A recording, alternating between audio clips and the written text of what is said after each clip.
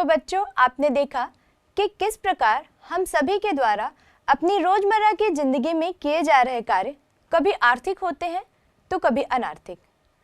लेकिन अगर हम अर्थशास्त्र के दृष्टिकोण से देखें तो अर्थशास्त्र में उन्हीं क्रियाओं को या उन्हीं वस्तुओं को शामिल किया जाता है जो आर्थिक वस्तु होती है या जो आर्थिक कार्य होते हैं। दूसरे शब्दों में कहा जाए तो अर्थशास्त्र में वही कार्य शामिल किए जाते हैं जो धन प्राप्ति से संबंधित हो और उन्हीं वस्तुओं को शामिल किया जाता है जिनका प्रत्यक्ष या अप्रत्यक्ष संबंध धन से होता है। ये वस्तु और ये सभी क्रियाएं अर्थशास्त्र की विषय सामग्री कहलाती हैं। अध्ययन में सुविधा की दृष्टि से अर्थशास्त्र की इस विषय सामग्री को 5 भागों में बांटा गया है। आइए देखते हैं वे कौन कौन सी विषय सामग्री है। अर्थशास्त्र की विषय सामग्री है उपभोग, उत्पादन, वितरण, विनिमय और राजस्व। सबसे पहले हम देखते हैं कि उपभोग क्या है।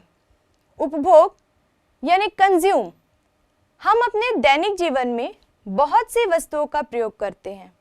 इनमें से कुछ वस्तुएं हमारे भोजन से संबंधित होती हैं, कुछ फैशन से संबंधित होती हैं और कुछ हमारे भौतिक सुख सुविधाओं से संबंधित होती हैं।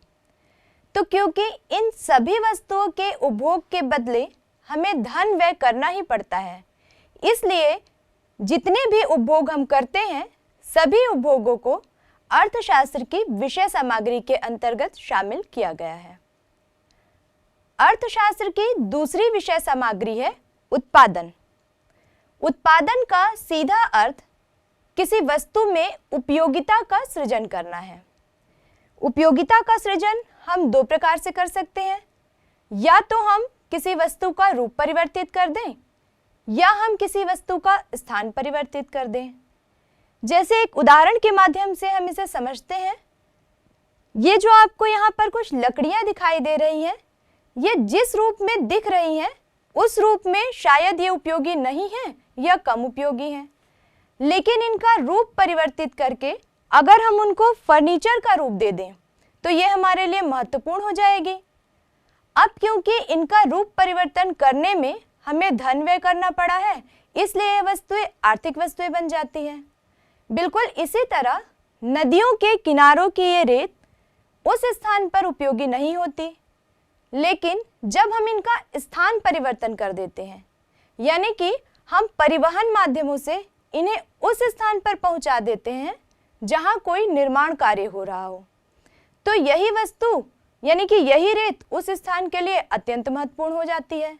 लेकिन इस कार्य को करने के लिए भी हमको धन व्यय करना पड़ता है, तो इस तरह से यह वस्तु भी आर्थिक वस्तु बन जाती है।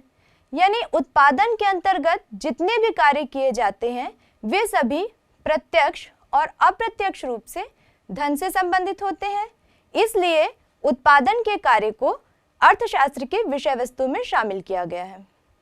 अर्थशास्त्र की तीसरी महत्वपूर्ण विषय सामग्री है वितरण।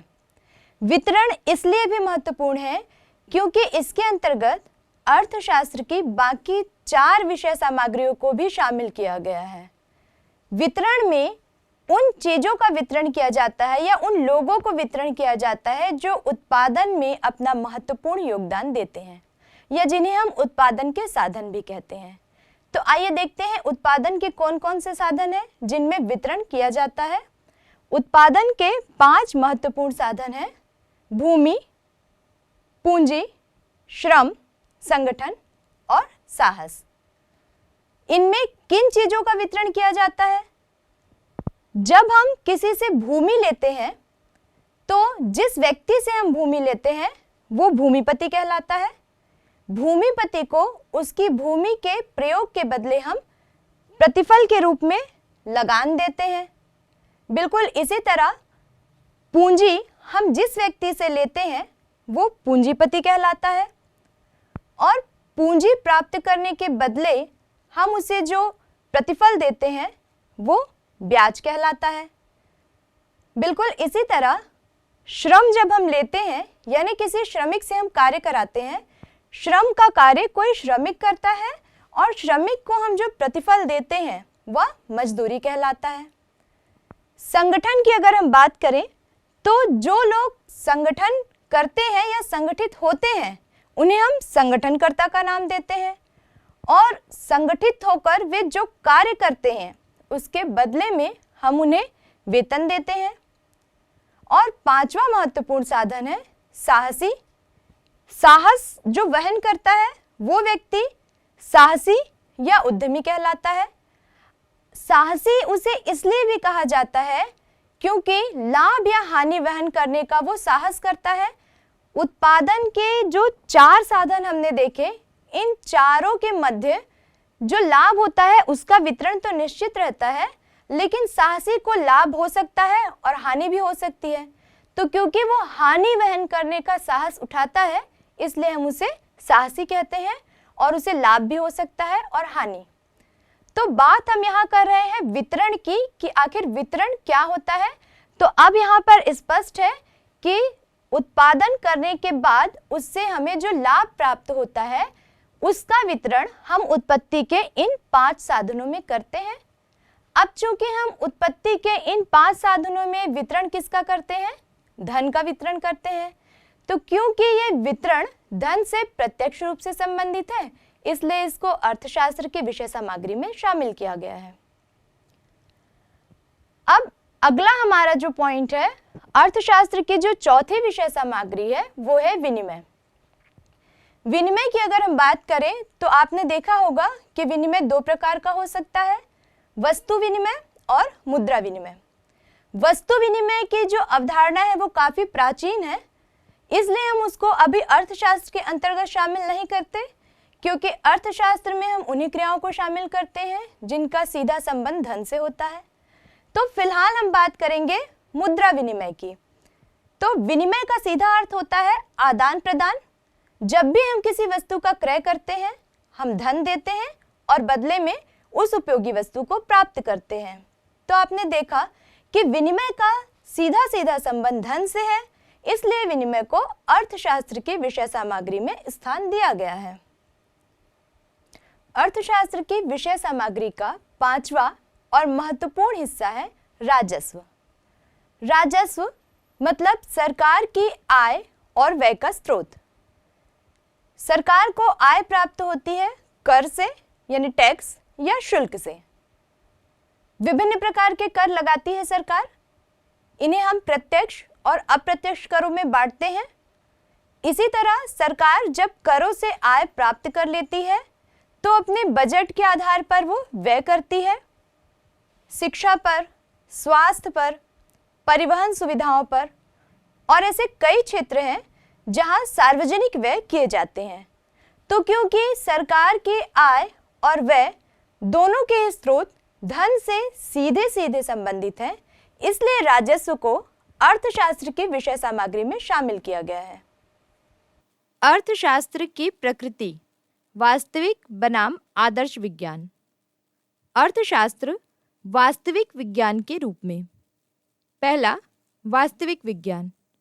प्रोफेसर रॉबिन्सन ने अर्थशास्त्र को वास्तविक विज्ञान माना है।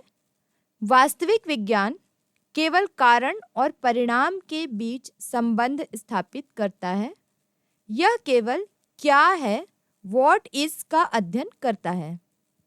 इसे वास्तविक विज्ञान होने के नाते किसी अच्छाई बुराई के बारे में कुछ भी लेना देना नहीं है।